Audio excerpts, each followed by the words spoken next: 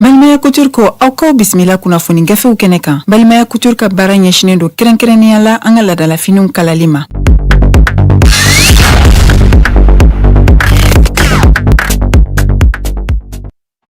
Balima joliba jabarani filɛbaw an ka foli ani tanuni an b'o taga di aw bɛɛ lajɛlen ma. An b'aw fo dante foli min na limanaw ka yira k'a fɔ aw ka kunnafoni sɛbɛnw lakali waati sera. An fɛ yan nɔ nin ye ladala jɛmukan de ye min bɛ sigi don o don Joliba TV News ale ka min bɛ radio Joliba fana ko fɔ an bɛ lamɛn o fana kan. Kunnafoni sɛbɛn minnu bɛ sɛbɛn an balima kunnafonidilaw fɛ Ala ma min ye diɲɛ don o don da ka daminɛ ntɛnɛn fo ka se juma ma an kɔni ta ye ka ye kɛnɛ kan ka se ka gafe ninnu lakale. Bamanankan na limanaw bɛɛ bɛ se ka faamuya sɔrɔ jamana kunnafoni a n'a taabolo la cogo min na. O kuma ni an sigilen o de kɛnɛ kan bi ye juma ye a bɛ bɛn juin kalo tile 23 de ma san 2023 an bɛ bɛɛ fo ka bɛɛ wale ɲuman dɔn minnu bɛ ka an filɛ an ka bɔlɔlɔw fana sanfɛla la Joliba TV News page ani Joliba radio Joliba page fo ka taa se an ka compte YouTube ma an bɛ bɛɛ fo ka bɛɛ wale ɲuman dɔn. Limanaw gafe minnu bɔra bi a bɛ tali kɛ info matin minnu b'an bolokɔrɔ Nouvelle Horizon ale bi yan, le soir de Bamako bi yan, les échos welewele bi yan ani aujourd'hui Mali. Ni fasɛrɛdi sɛbɛn ninnu an bɛna ninnu de lakale limanaw aw bɛ se ka faamuya sɔrɔ cogo min na. An bɛ fasɛri lakali daminɛ ni min ye o ye info matin ka bi kunnafoni la limanaw kuma fila de bɛ a kɔnɔna la. Kuma fila in ayiwa u bɛ ɲɔgɔn jɛ hakililaw la. Fɔlɔ ye mun ye ko min ye bamanci kɔrɔw ye n'o ye rebelle kɔrɔw ye ayiwa olu kɔni ko k'olu ma sɔn fiyewu MINUSMA ka tagaliko ma. Ni ye jateminɛ kɛ yɔrɔ jamana ɲɛmɔgɔw olu ye laseli kɛ k'a fɔ ko MINUSMA waati dira a ma waati min yɛrɛ ni ayiwa waati ma fɔ o la ayiwa k'u ka minɛnw cɛ ka Mali bila ayiwa ka sababu kɛ ko caman ye Mali ni MINUSMA cɛ. Walasa min bɛ tali kɛ o kuma bɔlen jamana ɲɛmɔgɔw da mouvement signataire de l'accord minnu y'u bolonɔ bila bɛnkan sɛbɛn in na SEMA mɔgɔw ka taa se plateforme des mouvements du 14 juin 2014 ani mouvement d'inclusivité maa dɔw fana bɛ a la minnu bɛɛ lajɛlen bɛ ɲɔgɔn sɔrɔ jɛkulu dɔ kɔnɔ u k'a ma ko CSP PSD. Olu de ye nin kunnafoni bɔ ka bin k'u ka fɛla fɔ ayiwa ko jamana ɲɛmɔgɔw ye laseli min kɛ ko MINUSMA ka taa ka bɔ Mali kɔnɔna la yan nɔ ko o tɛ olu fɛla ye. Sabu ko n'i y'a lajɛ ko min bɛ Mali jamana ye nin hakilila min ta a ka yɛrɛma hɔrɔnya hukumu kɔnɔna la ayiwa ko min ye rebelle kɔrɔw ye olu de filɛ nin ye ka na u kangama o waleya in cɛ k'o tɛ kɛ ka sababu kɛ ko bɛnkan sɛbɛn min bolonɔ bilalen bɛ Mali kɔnɔ yan n'o ye accord pour la paix et la réconciliation issu du processus d'Alger ayiwa ko MINUSMA de bɛ yan ka se ka o bɛnkan sɛbɛn in don ba la ani ka a kɔlɔsi. N'a fɔra k'a fɔ ko jamana ɲɛmɔgɔw ko MINUSMA ka taa ka bɔ Mali kɔnɔ min ye rebelle kɔrɔw ye olu kɔni ɲɛ bɛ nin ko in na sa k'a fɔ nin kɔni ye ayiwa bɛnkan sɛbɛn ko nin y'a ko dabila tɔ de ye. Limanaw yan'o cɛ info matin y'a jira k'a fɔ ko kalata min kɛra o don n'o ye référendum kalataw ye ko yɔrɔ bamanci kɔrɔ ninnu y'a jira k'a fɔ olu fana fɛla tɛ o référendum ko in ye o ɲɛfɔli fana kɛlen bɛ yan. Limanaw ni ye jateminɛ kɛ Kidali mara kɔnɔ ani marabolo caman minnu bɛ Kidali marabolo kɔnɔna la yen nɔ ayiwa ko n'i y'a lajɛ ayiwa min bɛ tali kɛ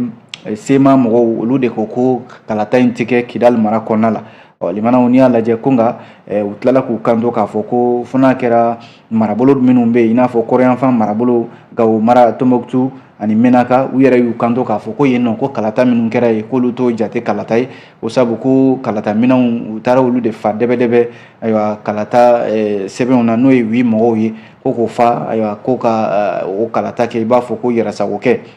Nin ye bamanci kɔrɔw de ka kuma ye dɛ. Limanaw u y'a jira k'a fɔ ko olu kɔni ɲɛ bɛ min na sisan jɛlenya yɛrɛ la ayiwa min ye bɛnkan sɛbɛn ye n'o accord pour la paix ye ko nin ye fereke de dontɔ ye a senna waati min na jamana ɲɛmɔgɔw olu y'a lase k'a fɔ ko MINUSMA min n'a ye a ɲini kana san 10 bɔ sisan a y'o de kɛ Mali la yan ayiwa ni a yelen bɛ k'a fɔ jaabi kɛrɛnkɛrɛnnen walima ayiwa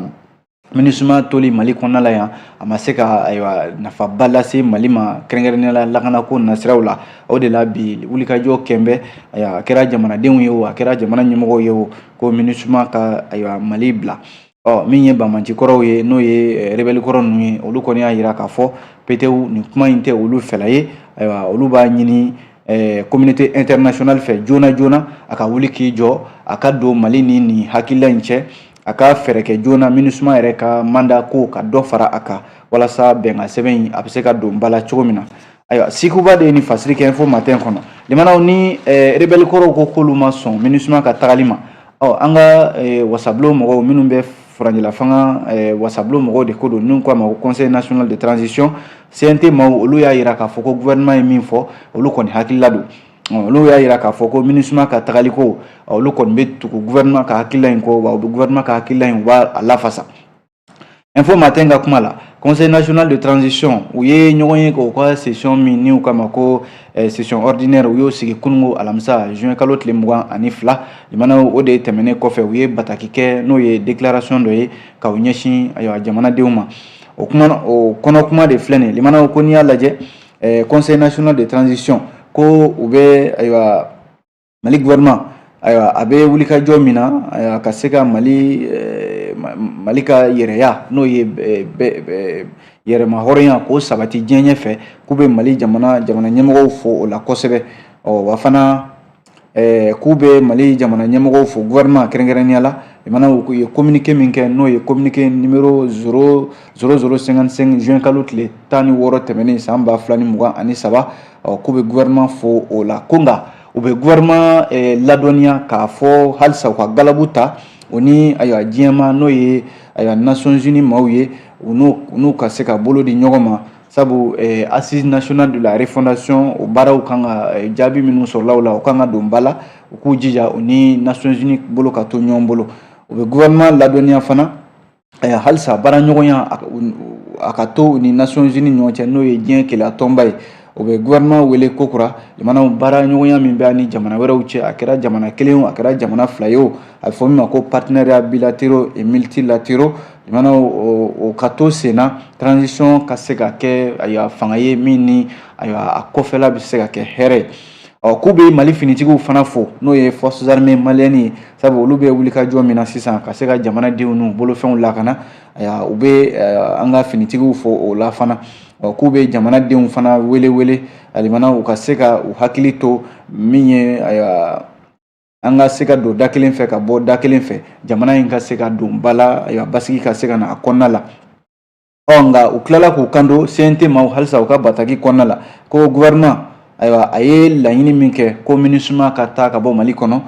ko u bɛ o hakilila in kɔ u bɛ gouvernement dɛmɛ o hakilila in na wa u bɛ jamanakuntigi yɛrɛ colonel Assimi Goïta u bɛ ale fo kosɛbɛ a ka jamana kanu na n'a ka jamanajɔ la kɛrɛnkɛrɛnnenya la hakililaba saba min tara jamanakuntigi fɛ n'o de ye Mali ka yɛrɛma hɔrɔnya tɛ se ka kɛ tilafɛn ye fo ka bonya de. Filanan Mali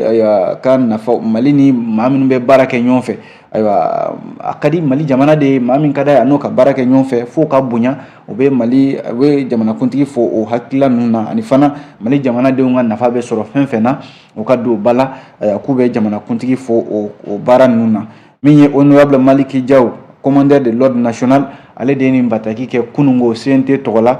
k'u bɛ gouvernement dɛmɛ min ye MINUSMA ka tagali ko la. Kunnafoni filɛ nin ye limanaw an ye nin bɔ info matin de kɔnɔ aw bonya b'a la.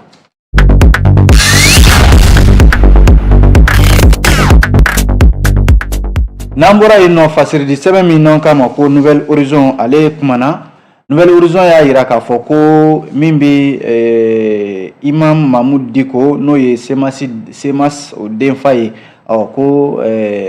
Imam Mahmoud Diko k'a ka bugunatigɛ sɛbɛn min ni o ye passeport diplomatique ye ko u ma andaraki a la fiyewu min ye Semas ka denfa min filɛ Imam Mahmoud Diko ko ko bi juma don in na Badilabugu misiri ko a nɔfɛmaw bɛna wulikajɔba de kɛ yen nɔ walasa k'u ka nisɔngoya yira min taara ka ɲɛsin u ka nin denfa in ma Imam Mahmoud Diko. Walasa Nouvelle Horizon ka kunnafoni kɔnɔna la a ko Imam Mahmoud Diko kunungo alamisa juin kalo tile 22 ko a tun bɛ ka bɔ taama de la Mauritanie jamana kan a na kɛ a nanen a jiginnen pankurujigi kɛnɛ in na min bɛ tali kɛ police des frontières yamaruya dira olu ma protocole de la République de fɛ ko ka Imam Mahmoud Diko ka bugunatigɛ sɛbɛn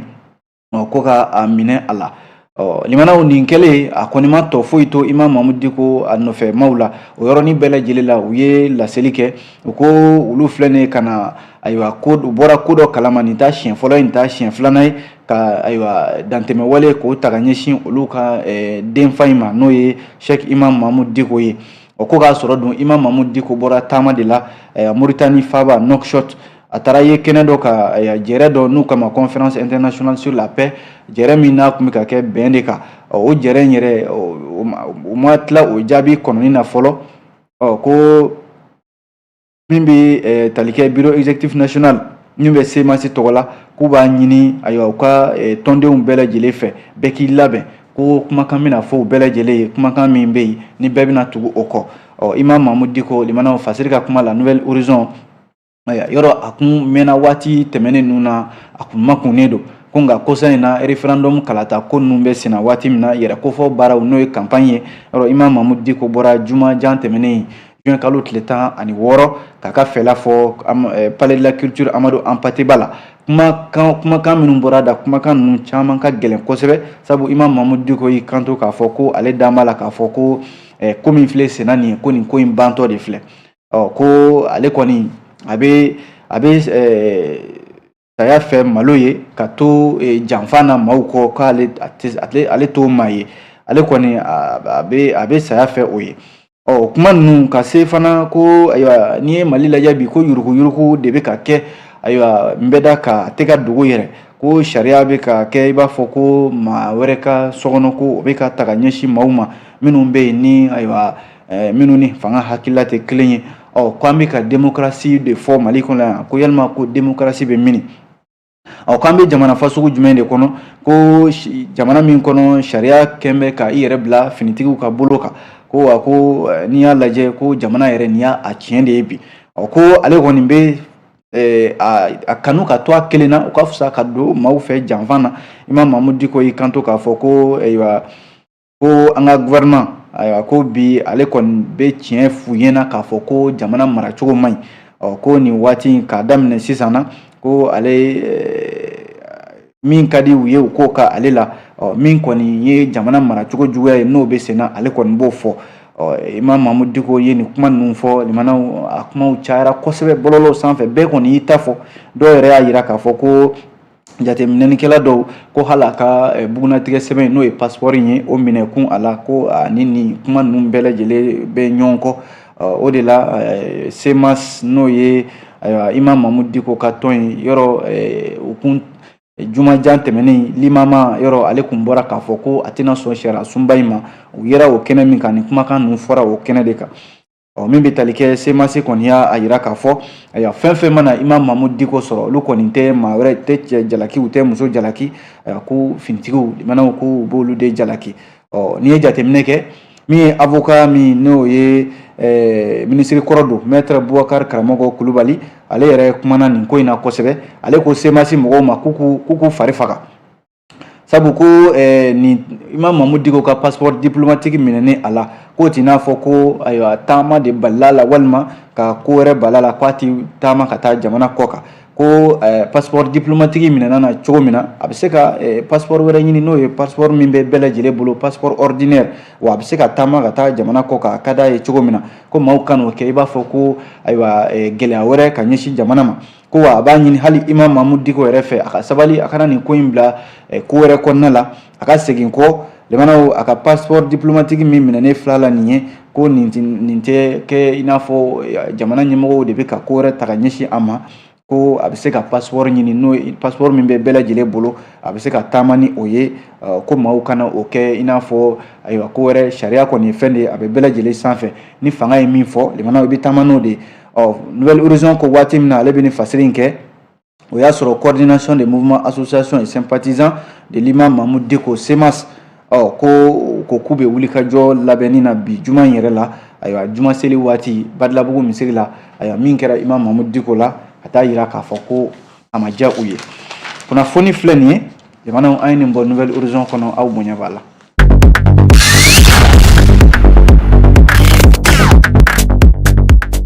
N'an bɔra yen fasiridi sɛbɛn min n'an k'a ma ko Histoire de Bamako ale y'a yira k'a fɔ limanaw ko min bɛ tali kɛ CDM ye collectif pour la défense des militaires jɛrɛjɛkulu min sigilen bɛ ka finitigiw dɛmɛ ko o filɛ nin ka ayiwa min ye modèle Mali ɲɛmɔgɔba n'o ye Dr Ibrahima Sango ye ko k'a wele bɔgɔ jeninen kan yɔrɔ modèle Mali ye jateminɛ jɛkuluba de ye min ye kalataw jateminɛni kɛ an ka jamana kɔnɔna la yan nɔ. O la sa ayiwa yɔrɔ ko kumakan dɔ bɔra da kumakan min n'o ni ayiwa jamana ɲɛmɔgɔw ka hakilila ma taa fankelen fɛ n'o ye ayiwa référendum min kɛra sisan yɔrɔ a yirala k'a fɔ modèle Mali maaw fɛ u ka jateminɛni min kɛra kalata in na ko kalata ma kɛ Kidal mara kɔnɔna la ani Kidal marabolo dɔw bɛ yen kuma min fɔra a dun jɛla k'a fɔ ministère de l'administration territoriale ale y'i kanto k'a fɔ ko kalata kɛra Kidal mara kɔnɔ limanaw ni kumakan fila in bɛ ɲɔgɔn jɛ o de la ayiwa bataki min n'o kɛra tarata tɛmɛnen CDM mɔgɔw fɛ collectif pour la défense des militaires u ko ko modèle Mali ɲɛmɔgɔ n'o ye Dr Ibrahima Sango ye ayiwa k'a bɛna fɔ ale ni jamana ɲɛmɔgɔw ka hakilila tɛ kelen olu kɔni ma nin ko in bila dagirinda la limanaw u wulila k'u jɔ kunungo alamisa juin kalo tile 22 ka wuli ka taa ayiwa commune 4 tribunal la ka t'u ta da bɔgɔ jeninen kan sabu ko ni jamana ɲɛmɔgɔ minnu bɛ ka kalata labɛn n'a fɔra k'a fɔ ko kalata kɛra Kidal ko o jaw yɛrɛ yira min ye an ka jabaranisoba ORTM sanfɛ maaw bɛ ka taa kalata n'a fɔra k'a fɔ ko modèle Mali yɛrɛ min ko ale ka jateminɛnikɛlaw n'o ye observateur ye o maa 3000 k'olu bɛ jateminɛni la kalata ko la Mali fan bɛɛ lajɛlen fɛ k'olu tilala ka na fɔ k'a fɔ ko kalata ma se ka kɛ Kidal ko nin ye hakilaw ye a bɛna fɔ modèle Mali bɛ ka jamana ɲɛmɔgɔw sɔsɔ u ka baara la CDM ko ale ye min jateminɛ o ye k'a fɔ barolasigi dɔ kɛra référendum ko in kan Kidal kalata min kɛra ani kɛrɛnkɛrɛnnen la Tine Sako Aguelhok Tessalit ni kumakan fɔra ORTM 1 sanfɛla la a fɔra k'a fɔ ko kalata kɛra nin yɔrɔ ninnu na collectif ko ale kɔni ɲɛ bɛ min na sa ayiwa nin bɛna fɔ ka modèle Mali bɛ fɛ ka jamana ɲɛmɔgɔw de bɔ u dabolo kan ka ayiwa kalata min kɛra Kidal ka kɛ sɔsɔfɛn ye k'a sɔrɔ dun ko kalata kɛra Kidal sariya de bɛ ko bɛɛ lajɛlen la n'u kɔni wulila limanaw ka taa commune 4 tribunal la ka taa modèle Mali Ibrahima Sango ka wele bɔgɔ jeninen kan a ye nin kuma min fɔ dalu jumɛn b'a bolo k'a fɔ ko kalata ma se ka kɛ Kidal k'a ka taa o dalu da kɛnɛ kan limanaw Suwade Bamako ka kuma don ale Suwade Bamako kelen in ka kuma la ko Mamadu Awa Gassama n'a bɛ CNT kɔnɔ ko a y'a ka hakilila fɔ ayiwa faranjɛla fanga ɲɛmɔgɔ ye n'o ye colonel Asimi Goita ye ko a b'a ɲini a fɛ a ka gouvernement yɛrɛ de yɛlɛma ko gouvernement min bɛ sen na sisan gouvernement in a bɛna fɔ a fari fagalen don gouvernement in ka yɛlɛma galabu kura ka se ka don gouvernement in na walasa baaraw ka se ka taa ɲɛ Mamadu Awa Gassama ja dɔ kɔnɔna la limanaw yɛlɛmani député kɔrɔ min filɛ nin ni ayiwa maa minnu bɛ ka fanga dɛmɛ limanaw olu bɛ siran ka kuma min fɔ olu bɛ kuma min dogo kɛrɛda fɛ n'a tɛ se ka bɔ kɛnɛ kan Mamadu Awa Gassama de bɔlen filɛ nin ka o kuma da kɛnɛ kan dɔwɛrɛ tɛ o ko référendum tɛmɛnen kɔfɛ ko a b'a ɲini colonel Asimi Goita fɛ n'o ye faranjɛla fanga ɲɛmɔgɔ ye k'a ka i miiri fɛn na o ye ka gouvernement min bɛ yen sisan ka gouvernement in falen ni gouvernement in dun ma falen Mamadu Awa Gassama ka kuma la ko baara caman de bɛ yen o bɛ ka sulusala k'a sababu kɛ gouvernement in maa caman b'a kɔnɔ k'olu ministre caman de bɛ yen olu tɛ ka u ka baara kɛ a kɛcogoya la URD politique tɔnden min filɛ nin limanaw a ye ɲɛfɔli caman kɛ a ko ale dan b'a la k'a fɔ jamanakuntigi ayiwa gouvernement min filɛ nin a k'a ɲini gouvernement in fɛ a ka démissionner walima premier ministre yɛrɛ ka démissionner limanaw ka se ka gouvernement kura sigi walima ka premier ministre kura ɲini yɔrɔ nin waati in na min ye Choguel Kokala Mayiga ale de ye premier ministre ye Mamadu Awa Gassama kɔfɛ adima PAIJ tɔnden dɔ bɛ yen n'o ye Seydou Traoré ale yɛrɛ fana ma tɔ foyi to nin kuma kelen in na sabu ale ko premier ministre kɔni y'a dan de yira n'o ye Choguel Kokala Mayiga ye limanaw ko a b'a ɲini ministre ale fana ye ministre kɔrɔ de ye ko MPR ɲɛma maa do politique maa do ko kalata foyi tɛna kɛ Mali kɔnɔna la yan ayiwa ni premier ministre bɛ se ka jɛlenya fari da o kalata ninnu senfɛ Seydou Traoré n'o ye adima PAIJ tɔnden ye a ko a b'a ɲini jamanakuntigi fɛ ale ni Mamadu Awa Gassama ka kuma bɛɛ lajɛlen ye hakilila kelen ko gouvernement in a ka falen joona joona walasa baara minnu kalifalen bɛ olu ka se ka taa ɲɛ kunnafoni filɛ nin limanaw an ye nin bɔ fasidisɛbɛn Suwade Bamako kɔnɔ aw bonya b'a la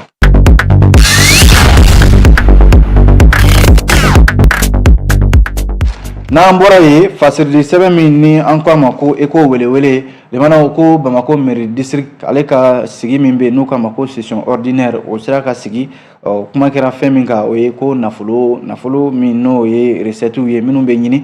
u ka se ka don bɛrɛ la ani waati yɛlɛma kɔlɔlɔ minnu bɛ yen sisan ni baara boloda caman de bɛ yen n'o ye ko kɔrɔtɔlenw ye olu bɛ se ka don ba la cogo min na ni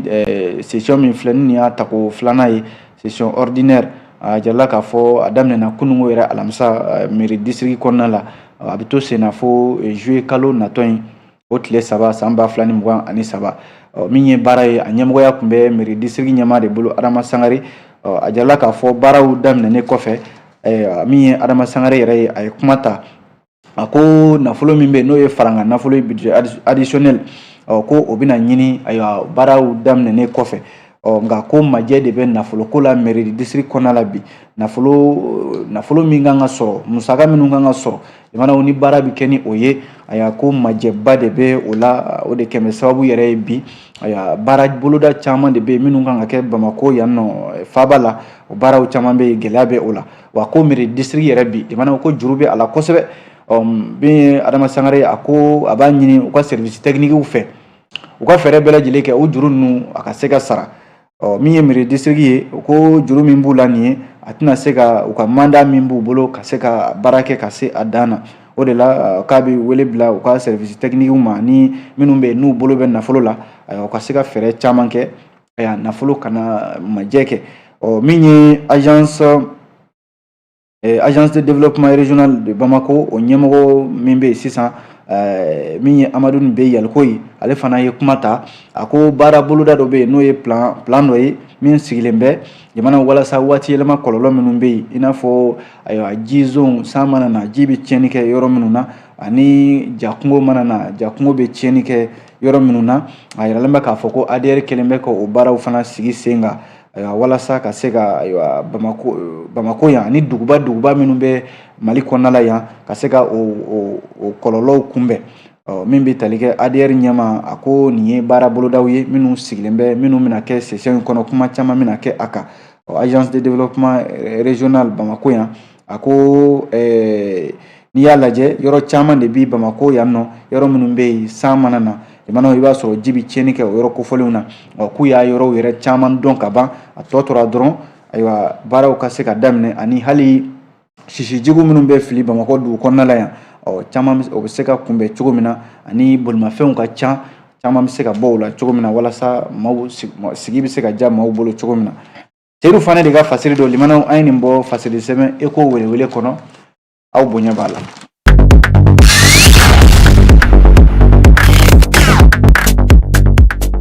Limanaw an bɛ fasiri lakalili kuncɛ ni fasiri sɛbɛn min n'an k'a ma ko aujourd'hui Mali limanaw aujourd'hui Mali kumana a ko ɲangini min taara ka ɲɛsin an ka bololandolatana ɲɛmɔgɔ dɔw ma ni ayiwa ɲangini a yɛrɛla k'a fɔ ɲininkali kɛlen bɛ ayiwa min ye Aman Ɲang yalima ale ka makun ɲininkali kɛlen bɛ kun jumɛn na ale makunnen don ko nka ayiwa min ye tribunal administratif sport n'o ye tasi ye yɔrɔ ale de ye ayiwa sariya soba ye min bɛ farikolo ɲɛnajɛ kunna ale de ye ayiwa sariya ta ka ɲangini ben min ye bololandolatana dɔw ka Mali kɔnɔna la yan nɔ ɲɛmɔgɔw don ko kabi araba tɛmɛnen juin kalo tile 21 san 2023 an ka bololandolatana ɲɛmɔgɔ dɔw bɛ yen limanaw ko olu kɔni gɛlɛya ye u sɔrɔ sabu ko FIBA Monde ale filɛ nin tribunal administratif a filɛ nin ka ayiwa min ye ɲangini bɛ maa damadɔw kan ka sababu kɛ limanaw kuma min bɛ yen na ko min bɛ yen na ko cayara kosɛbɛ n'o de ye ka cɛnimusoya maaw ka hakɛ to k'o ta ka ɲɛsin bololandolatana musomanw ma yɔrɔ a kuma cayara Mali kɔnɔna la yan kosɛbɛ o de la a bɛ san 3 bɔ sisan nin ko in bɛ sen na limanaw ko min bɛ tali kɛ ayiwa a maa fɔlɔ o ye Haruna Bubakari Mayiga ye ko san 8 de dira ale ma ale kɔni da tɛ bololandolatan baara foyi la ale yɛrɛ ye ɲɛmaa kɔrɔ ye fédération malienne de basketball kɔnɔna la min ye san 4 ye o dira Amadu Traoré ma ale ye ɲɛmaa danka fɔlɔ ye fédération malienne de basketball kɔnɔ san 6 o dira Seydou Mayiga ma ale ye ancien secrétaire général kɔrɔ don san wɔɔrɔ o dira ale ma k'a fɔ a da foyi tɛ don bololandolatan ko la min ye Amadu Banba ye n'ale ye an ka bololandolatan o degeli karamɔgɔ kɔrɔ ye limanaw ale kɔni ta kɛra yɛrɛ de ale da bɔra bololandolatan fan bɛɛ lajɛlen la f'i b'a da bɛ fɛn fɛn na n'o ye Fédération Internationale Basketball ye ko o da bɛ bololandolatan fɛn fɛn na ayiwa ko Amadu Banba da tɛ foyi la ale kɔni sen bɔra ko bɛɛ lajɛlen de la maa laban o ye Fatumata Jalo ye ale fana ye degeli karamɔgɔ kɔrɔ ye dangan don Mali kɔnɔna la an ka Samata Sɛgɛw a jarala k'a fɔ ale san 2 de dira ale ma a ka i dabɔ bololandolatan farikolo ɲɛnajɛ ko bɛɛ lajɛlen la ko nka limanaw ni hakilila minnu talen filɛ nin ye ko a bɛna fɔ nin kɔni taara ka ɲɛsin maaw ma maa minnu bɛ yen ni ayiwa baga kɛra u ma de a seri de ka kuma ye o ye dɛ a ko min ye aujourd'hui Mali ko ale ye kunnafoni minnu sɔrɔ maa minnu filɛ nin ni ɲangini binna u kan k'a bɛna fɔ ayiwa ɲangini ninnu ayiwa tribunal arbitral du sport n'u kama TAS ayiwa ko jamanaden maliden caman de bɛ ka i yɛrɛ ɲininka bi u ma se k'a faamu an yɛrɛ badenkɛ min bɛ yen bi n'ale de bɛ bololandolatan koɲɛ bɛɛ lajɛlen ɲɛma Fiba Monde Amadu Ɲang ayiwa ale da de nin bɛ nin ko in na a tɛ ka fɛn fɔ ko dossier in dun limanaw a kuma cayara k'a kɛra i n'a fɔ ayiwa bibi in na i n'a fɔ Fédération Malienne de Basketball yɛrɛ ɲɛmaa bɛ maa min bolo Maître Jean-Claude Sidibe yɔrɔ ale tun ye kunnafonidila wele ka kunnafonidi kɛ k'a fɔ u ye baara dɔw boloda baara minnu bɛ yen n'o bɛ kɛ sababu ye ka denmisɛnninw k'olu kisi ani musomaninw ayiwa sariya dɔw tara u yɛrɛ fɛ ko tile 2 tɛmɛna dɔrɔn ayiwa tribunal administratif sport ye nin ɲangini in bɔ ka bin ni maa damadɔ ninnu kan limanaw ni ye jateminɛ kɛ Maître Jean-Claude Sidibe kɔni y'a ka tiɲɛ 4 fɔ nin ko in na sabu a ko nin ye ko de ye ko min bɛ se ka kɛ sababu yɛrɛ ye ka ayiwa Mali bololandolatana minnu filɛ nin waati yɛrɛ kama limanaw a tɛna sama kuma nɔfɛ k'a fɔ ko ka gɛlɛya don a kɔnɔna la sabu maa minnu filɛ nin limanaw k'i tɛ se ka maa ɲangi ayiwa ka bolo bɔ ko bɛɛ lajɛlen la k'a sɔrɔ ni ɲangini yɛrɛ kuma fɔra nka ayiwa dalu tɛ a la walasa an bɛ don min na ko bi ko Fiba Monde ɲɛmaa ye Amadu Ɲang ye yalima ale da de ale yɛrɛ ka mandat ko sɔɔni o bɛ ban limanaw waati min na ni ɲangini bɔra ka bin o ni Amadu Ɲang ka mandat banni ma jan min ye fasiri ye a ko nin bɛ se ka faamuya cogo di limanaw ka ɲangini bɛ maa kan ayiwa k'a tɛgɛ bɔ ko bɛɛ lajɛlen la nin kɔni ye an b'aw tɛgɛ bɔ ko bɛɛ lajɛlen de la k'a fɔ aw da tɛ ko la n'o tɛ ko nin tɛ ɲangini wɛrɛ ye sabu ko dɔw yɛrɛ bɛ yen olu ɲininkara a ko la olu y'a yira k'a fɔ nin ko in hakilila in taara olu yɛrɛ t'a kalama jalaki min binna u kan jalaki olu t'a kalama k'a fɔ ko ayiwa u sen bɛ ko yɛrɛ la olu kɔni balila k'u tɔgɔ ye k'a fɔ ko Fiba Monde u jalaki a ko mana kɛ cogo cogo ayiwa ɲininkali min bɛ sen na o ye k'a fɔ dossier in na yalima Amadu Ɲang ale yɛrɛ jɔyɔrɔ ye mun ye maliden caman bɛ yen olu de bɛ fɛ ka o faamuya a mana kɛ cogo cogo limanaw ko ale yɛrɛ ka mandat tɔ tora dɔgɔkun damadɔ de ye ko Qatar ka dɔ bɛ yen o y'a ka ɲɛmaa dankan ye o kan ka nɔna bila ko u kan ka congrès kɛ congrès min n'o kan ka sigi Manil Philippines kaw fɛ yen nɔ utukalo natɔ ye tile 22 min bɛ tali kɛ malidenw kɔni sigilen bɛ ka nin jaabi kɔnɔ ayiwa nin décision min taara nin ye limanaw nin kɛra ka bɛn nin waati ye kun jumɛn de la Elhaji Alu B Haidara ale de ka fasiri do limanaw an ye nin bɔ aujourd'hui Mali kɔnɔ a bɛ dansigi kɛ gafew kɔnɔ kuma la an sera ka min lakale ka bɛn nin waati ye kuma an b'aw fo dantɛ foli min na ni Ala sɔnna dɔgɔkun wɛrɛ an na ɲɔgɔn sɔrɔ yan ni o cɛ an b'a fɔ a kan bɛn diɲɛ waati wɛrɛ. Ni kun y'aw ka kunnafoni gafew kɛnɛ ye ni Balimaya Couture ka dɛmɛ ye Balimaya Couture ka baara ɲɛsinnen don kɛrɛnkɛrɛnnenya la an ka ladalafiniw kalali ma Mamadu Traoré fɛ yen ni bɛɛ ko Maduba nɛgɛjuru sira 76 11 63 88 66 66 51 51 37 97